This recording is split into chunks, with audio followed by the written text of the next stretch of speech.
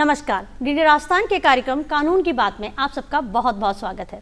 दर्शकों, जैसा कि आप सभी जानते हो कि हमारा देश एक धर्मनिरपेक्ष देश है, जहां विभिन्न जाति, जनजाति, धर्म और समुदाय के लोग एक साथ रहते हैं और इसीलिए यहां भिन्न भिन्न वैवाहिक संस्कार पाए जाते हैं। आइए जानते हैं हमारे आज के कार्यक्रम में कि किस प्रकार हमारे देश में कौन कौन से वैवाहिक संस्कार हैं जिनको कानूनी मान्यता प्राप्त है। और इसकी जानकारी देने के लिए हमारे आज के स्टूडियो में मौजूद हैं हमारे आज के विशेषज्ञ। लेते हैं इनका परिचय। आप हैं श्री मनोज सिंह चौहान जी। श्री मनोज सिंह चौहान जी, आपका हमारे आज के कार्यक्रम में बहुत बहुत स्वागत है। आप राजस्थान हाईकोर्ट में अधिवक्ता के पद पे हैं। Thank you. तो दर्शकों, कार्यक्रम को आगे बढ़ाते हैं और श्री मनोज सिंह चौहान जी से लेते हैं हमारे आज के कार्यक्रम का पहला प्रश्न। मनोज जी, सबसे पहले मैं आपसे जानना चाहती हूँ कि जैसा कि आपने अभी इंट्रोडक्शन में ही सुना है कि हम आज विवाह और उससे संबंधित कानून की जानकारी के बारे में दर्शकों से बात करेंगे। तो सबसे पहले हमारे दर्शकों को विस्तार से ये बताइए कि विवाह क्या होता है और विवाह से संबंधित कौन कौन से कानून हैं जो हमारे देश में लागू हैं।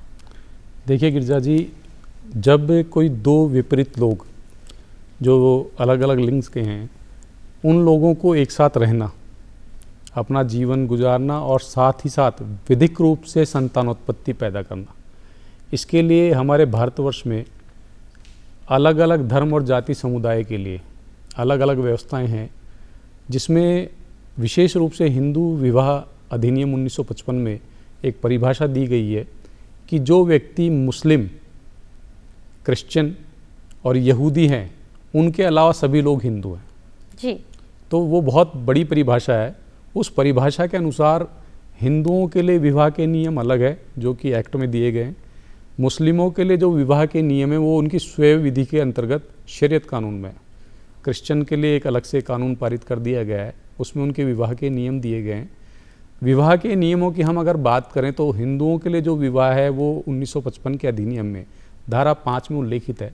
उसमें बताया गया है कि जो दो व्यक्ति शादी कर रहे हैं, सबसे पहले तो उनका पूर्व पति और पत्नी नहीं होना चाहिए। कहने का सारांश ये है कि या तो उनका पूर्व पति पत्नी से डिवोर्स हो चुका हो, या वो बिल्कुल अविवाहित हो, या फिर अगर पूर्व पति पत्नी है तो उनकी मृत्यु हो चुकी हो, तब वो विवाह कर सकते हैं।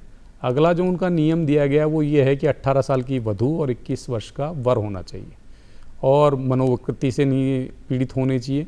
और साथ ही साथ दो टर्म और यूज़ की गई है, एक वो सपिंड रिश्तेदारी में नहीं होनी चाहिए और एक प्रतिष्ठित नातेदारी में नहीं होनी चाहिए, तो वो विवाह कर सकते हैं। ऐसे अगर मुस्लिमों की बात करें तो मुस्लिमों में जो पूर्व में कानून प्रचलित है, मुस्लिमों में इनकी जो पवित्र किताब है, उस किताब के अनुसार इनका विवाह नियमित होता है, जिसमें विवाह की आयु का कोई वर्णन नहीं है, किंतु ऑप्शन ज़रूर दे रखे हैं आगे कि अगर वो मेजर हो जाते हैं तो वो आगे उस ऑप्शन के अनुसार उस विवाह को रख सकते हैं, डिनाइल कर सकते हैं।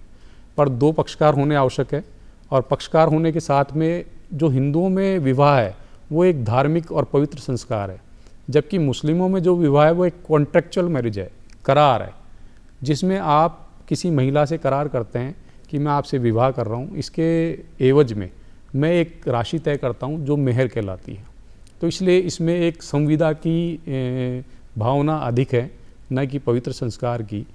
और मुस्लिमों के विवाह के समय गवाहों का उपस्थित होना आवश्यक है। तो दोनों वैलिड है, हिंदू मैरिज एक्ट जो आप बता रहे हैं और शरीयत के अनुसार जो निकाह नामा जो बनाया जाता है, दोनों वैलिड है कानून के दृष्टि से? बिल्कुल वैलिड है। और इसी प्रकार से क्रिश्चियंस के लिए बताया गया है कि वे एक प्रीस्ट या पादरी के समक्ष उपस्थित होकर और दोनों अपने विवाह को स्वीकार करते हैं, बालिग होते हैं, तो वो विवाह वैध विवाह की श्रेणी में आता है।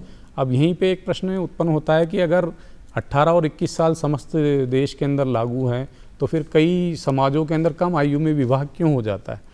तो इसके लिए क्या है कि कानून ने बहुत, सरकारों ने और विधानमंडलों ने बहुत अच्छे कानून बना रखे हैं, जिसमें एक बाल विवाह निषेध अधिनियम है, शारदा एक्ट। उसके अंतर्गत आप नाबालिग अवस्था में विवाह भी नहीं कर सकते हैं, बालिग होने के बाद में कर सकते हैं, और अगर करते हैं तो उसके लिए पिनल प्रोविजंस हैं जी। और वर्तमान में 2012 में एक कानून और बना, उसके साइड इफ़ेक्ट अब पता चल रहा है।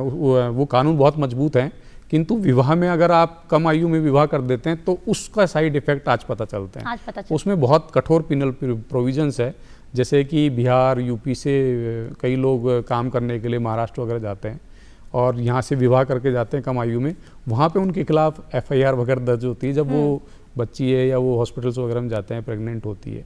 तो उन चीज़ों को देखते हुए वर्तमान में भारत देश में जागरूकता है और आज बहुत कम लोग 18 या 21 वर्ष से कम आयु में विवाह करने की सोचते हैं। और हमारे संसद ने और विधानसभा ने भी इनके बारे में बहुत अच्छे अच्छे कानून बनाए हैं, जिससे विवाहों को अधिकतर रेगुलाइज कर दिया गया है। जी, तो मतलब हमारे यहाँ पर आप ये कहना चाहते हैं कि मुस्लिम, पादरी, यहूदी और क्रिश्चियंस, इनके अलावा बाकी सबको हिंदू कैटेगरी में रखा है और उन सब के लिए एक ही कानून व्यवस्था विवाह को लेके हमारे देश में लागू की गई है। बिल्कुल। जाति और जनजातियों में जो विवाह होते हैं तो वहां पर आप ये बताइए कि वो किस कैटेगरी में आते हैं, क्योंकि उन लोगों का अपना एक कानून चलता है।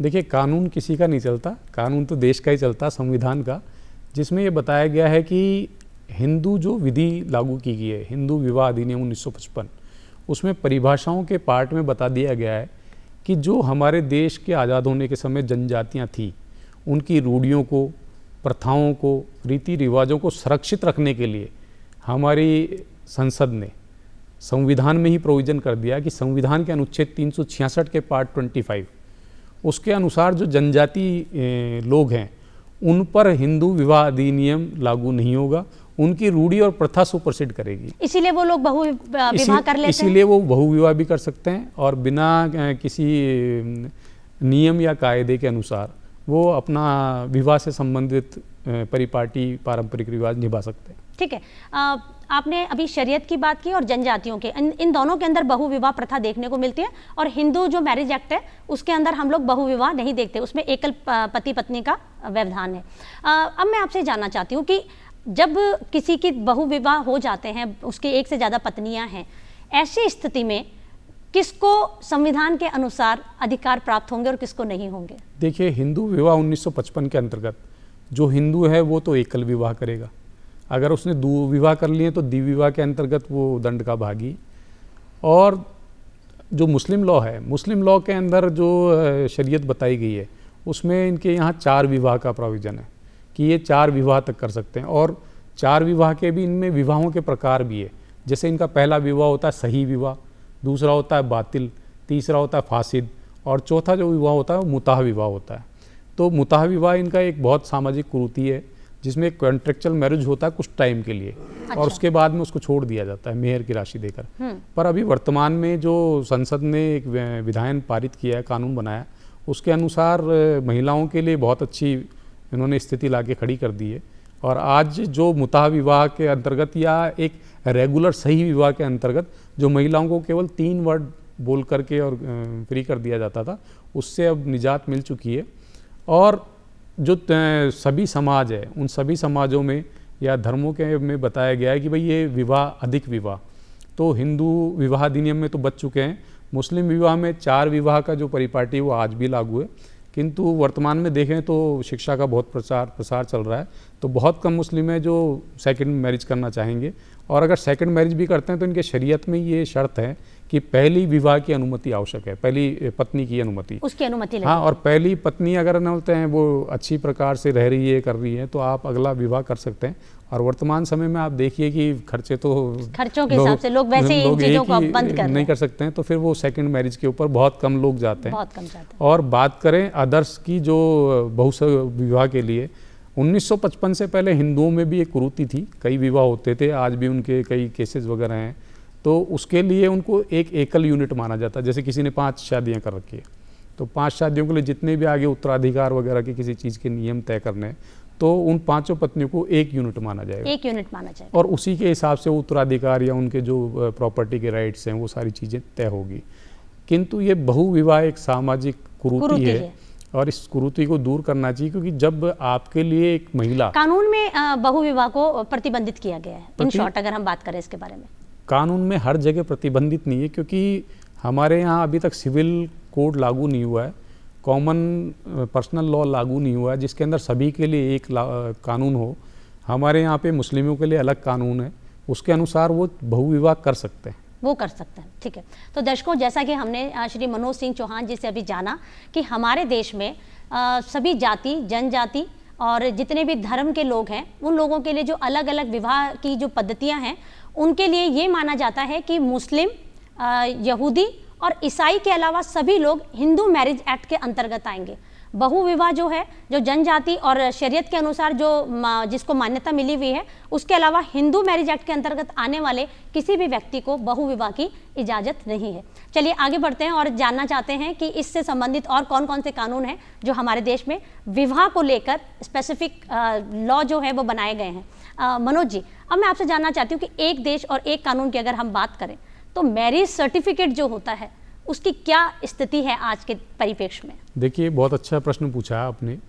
क्या था कि हमारे देश में 1955 में हिंदू मैरिज एक्ट लागू हो गया। मुस्लिमों के लिए भी विवाह से संबंधित एक कानून पारित किया गया 1986 में, और क्रिश्चियंस के लिए भी कानून बना, और लगातार इसमें सुधार जारी हैं।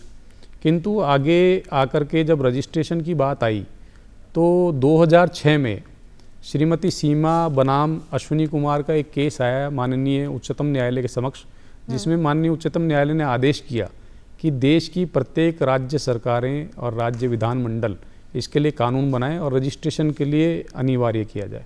उसके बाद में विभिन्न राज्य सरकारों ने अपने अपने देश के अंदर, अपने अपने राज्य के अंदर और इनके रजिस्ट्रेशन के नियम बनाए। जैसे अपने राजस्थान में भी जन्म, मृत्यु और विवाह का अनिवार्य पंजीकरण अधिनियम लागू किया गया, जिसके अंतर्गत रजिस्ट्रेशन किया जाना मस्ट है, अनिवार्य है। किंतु इसी में आगे हम बात करें कि अगर इसको अनिवार्य किए जाने के पश्चात अगर किसी व्यक्ति ने इसको रजिस्ट्रेशन नहीं कराया तो उसके विवाह पे क्या लागू होगा। तो यहाँ पर एक फैक्टम वैलिड का सिद्धांत लागू होता है कि यदि कोई विवाह कर लिया जाता है जिसमें बाकायदा जो कानून में बताया गया है, जैसे हिंदुओं की विवाह की बात करें तो हिंदुओं का विवाह कब कंप्लीट माना जाता है, जब वो सप्तपदी अग्नि के समक्ष चल लेते हैं, 7 कदम, और साथ ही साथ के अंदर उनकी जो रूढ़ी और प्रथाएं हैं उनके अनुसार वो उसको कस्टम्स को निभा लेते हैं, तो विवाह को परिपूर्ण माना जाता है। किंतु यदि उसका रजिस्ट्रेशन नहीं कराया गया तो उसका प्रभाव क्या होगा? तो प्रभाव विवाह पे कुछ नहीं होगा, विवाह वैध विवाह की श्रेणी में आएगा, चाहे वो किसी भी धर्म के अंतर्गत हो। मैंने एक हिंदुओं का उदाहरण बताया। किंतु यदि आपने रजिस्ट्रेशन नहीं कराया तो उसका दुष्प्रभाव ये हो सकता है कि कई समस्याएं हैं। जैसे मान लें कि विवाह के पश्चात में पति पत्नी के बीच में कोई विवाद होता है और पति अपनी पत्नी को मानने से इनकार करता है ये मेरी पत्नी है, तो रजिस्ट्रेशन काम में आता है। दूसरा, कई बार विदेश जाता है कोई व्यक्ति तो पासपोर्ट वीज़ा बनाने के लिए भी रजिस्ट्रेशन की आवश्यकता होती है। सारांश में मैं ये कहना चाहूँगा कि विधानमंडल और संसद ने बहुत ही अच्छा दिमाग लगा करके कानून बनाया है, और उसमें ये बाउंडेशंस की गई है कि आप जैसे नौकरी पे लगना चाहते हो तो आपका विवाह रजिस्ट्रेशन अनिवार्य है, पत्नी का नाम लिखना अनिवार्य है। तो उससे क्या होता है कि एक समस्या को पहले से ही तय कर लिया जाता है, सामाजिक सुरक्षा प्रदान करता है रजिस्ट्रेशन जी। तो ये महिलाओं के लिए बहुत अच्छा है, और जो पुरुषों के लिए भी बहुत फ़ायदेमंद है ये रजिस्ट्रेशन। आगे आप कोई भी काम करते हैं तो रजिस्ट्रेशन से आपकी काफ़ी चीज़ें, काफ़ी उलझनें सुलझ जाती हैं जी। अच्छा, एक हम शब्द सुनते हैं कोर्ट मैरिज और एक होता है स्पेशल मैरिज, ये दोनों एक ही हैं या अलग अलग है? देखिए, इसमें गिरजा जी स्पेशल मैरिज एक्ट अलग से बना हुआ है भारत में, और कोर्ट मैरिज है उसमें भ्रांतियाँ ज़्यादा है लोगों की। पहला तो उसे कोर्ट मैरिज वर्ड नहीं देंगे, वो मैरिज रजिस्ट्रार के समक्ष की गई शादी होगी। अच्छा, तो कोर्ट में शादी नहीं होती? कोर्ट का एक डेकोरम हो सकता है, वो मैरिज रजिस्ट्रार का प्रशासनिक अधिकारी होते हैं जो लगभग सभी जगह ADM level, additional district magistrate level के अधिकारी लगे होते हैं, प्रशासनिक अधिकारी। वो अगर अपने उनके लिए कोर्ट बना हुआ है, रेवेन्यू कोर्ट्स वगैरह होते हैं, उसमें बैठते हैं तो वो न्यायाधीश की श्रेणी में होते हैं, और अगर वो अपने ऑफिस में बैठ के काम करते हैं तो वो प्रशासनिक अधिकारी होते हैं। तो आमतौर पर लोगों में ये धारणा है कि ये कोर्ट मैरिज हो गई, किंतु जो शब्द यूज़ किया गया है इसके लिए वो बताया गया मैरिज रजिस्ट्रार। मैरिज रजिस्ट्रार के समक्ष अगर आप विवाह करते हैं तो विवाह किसी भी प्रकार से किया जा सकता है, चाहे वो स्पेशल मैरिज एक्ट के अंतर्गत हो, या हिंदू विवाह अधिनियम 1955 के अंतर्गत हो, या फिर शरीयत कानून के अंतर्गत हो। आपने शरीयत कानून के अंतर्गत विवाह किया, काजी ने सर्टिफिकेट दिया, आपके जो भी डॉक्यूमेंट्स है वो आपने मैरिज रजिस्ट्रार के यहाँ सबमिट कराए तो आपको विवाह का रजिस्ट्रेशन किया जाएगा।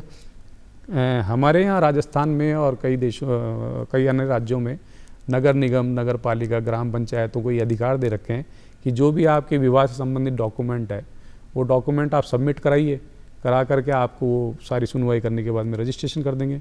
पर आप पूर्ण रूप से एक जो आजकल वर्ड यूज़ होता है कोर्ट मैरिज, उसकी बात करें तो उसका ज़्यादातर ये होता है कि विवाह के पक्षकार राजी हैं किंतु उसके परिवार या अन्य लोग नाराज़ हैं, करना नहीं चाहते हैं, तो उसके लिए 18 साल और 21 साल के लोगों को हाँ, जनरली वही लोग कोर्ट मैरिज या जो रजिस्ट्रार मैरिज जिसकी आप बात करें उसकी तरफ उन्मुख होते हैं। हाँ। तो वो इस कारण से, क्योंकि वो अपनी बात को रखना चाहते हैं और हम शादी करना चाहते हैं।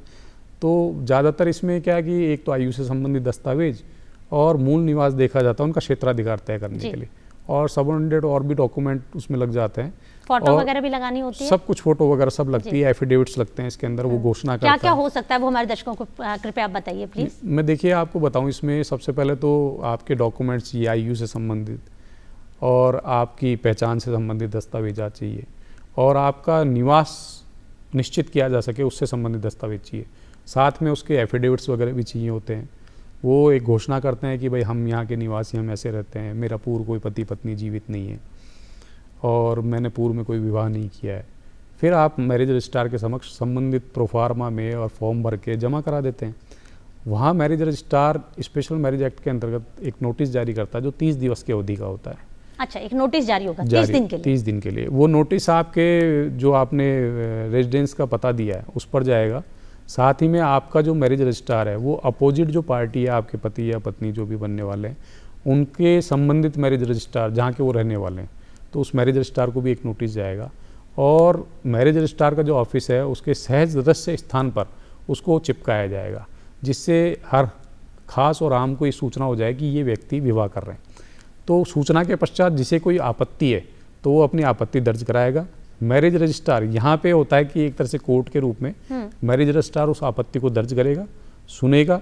अगर वो आपत्ति सही है तो मैरिज को मना करेगा, और अगर वो आपत्ति गलत है तो उसकी आपत्ति को खारिज करने के बाद में, सुनने के बाद में फिर वो उनकी विवाह के लिए अनुमति दे देगा, और एक मैरिज रजिस्ट्रार अपने यहाँ से एक सर्टिफिकेट जारी करेगा कि आज से आप वैध रूप से पति पत्नी।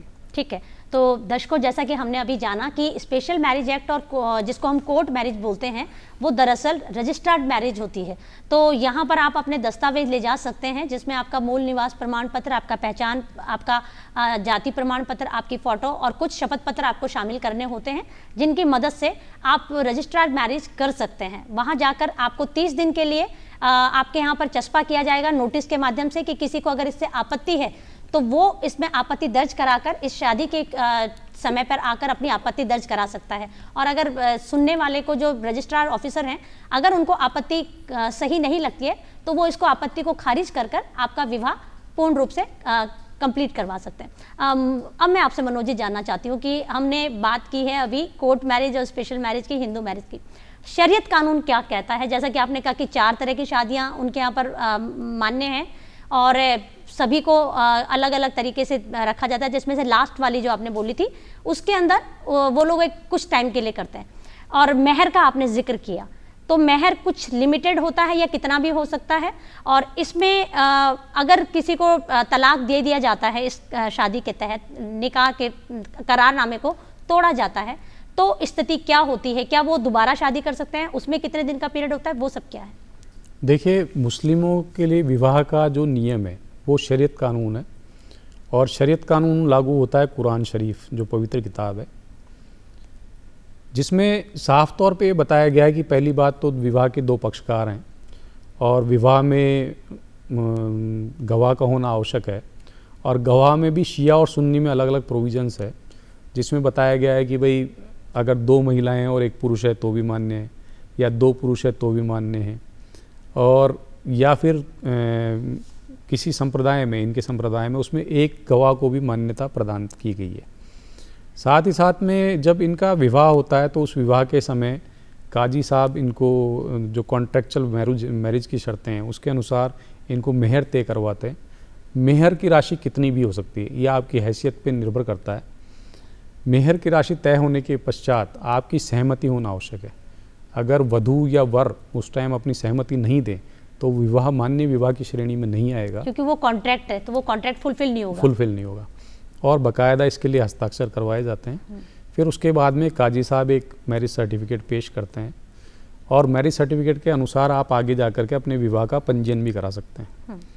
अब बात आपने कही कि अगर मेहर की राशि तय हो चुकी है और मान लें उनके बीच में बनता नहीं है तो आगे जा कर के क्या कैसे रहेगा, तो पहले तो इसमें एक सामाजिक बुराई थी, उसे तलाक उल बिद्दत कहा जाता था, जो 3 तलाक की श्रेणी थी, जिसमें पूरे देश में भी काफ़ी बहस का विषय और चर्चा का विषय है। अगर हम इसके बारे में सीधा सीधा अगर हम जानना चाहें तो मैं आपसे ये जानना चाहती हूँ कि जैसे तलाक की बात आप कर रहे हैं, अगर हम इसको छोड़ दें, ठीक है, और फिर किसी का मतलब मान लीजिए किसी का तलाक हो गया, उसके बाद में वो इमीडिएट शादी कर सकते हैं या उनको कुछ टाइम रुकना पड़ता है? लड़का लड़की दोनों के लिए सेम कंडीशन लागू है या दोनों के लिए कुछ कानून अलग है शरीयत में? देखिए, इसमें शरीयत में बहुत अच्छा प्रोविज़न किया गया है। शरीयत में तलाक होने के पश्चात एक अच्छा प्रोविज़न ये है कि वो 3 लूनर मंथ्स, 3 चंद्र रातें, यानी लगभग 3.5 महीने तक वो वेट करते हैं। इद्दत की रात कही जाती है इनको, इद्दत का समय जो हाँ होता जी, है। इद्दत का समय। उस इद्दत के समय में वो 3.5 महीने लगभग 3 लूनर मंथ्स को बिताने के बाद में फिर वो विवाह का जो पक्षकार लड़का है, लड़की दोनों, हाँ, दोनों के लिए यही मान्य माना जाता है, पर अधिकतर ये महिलाओं के ऊपर लागू है। होता है। वो इसलिए लागू है, मैंने आपको पहले भी कहा, बहुत अच्छी शर्त है।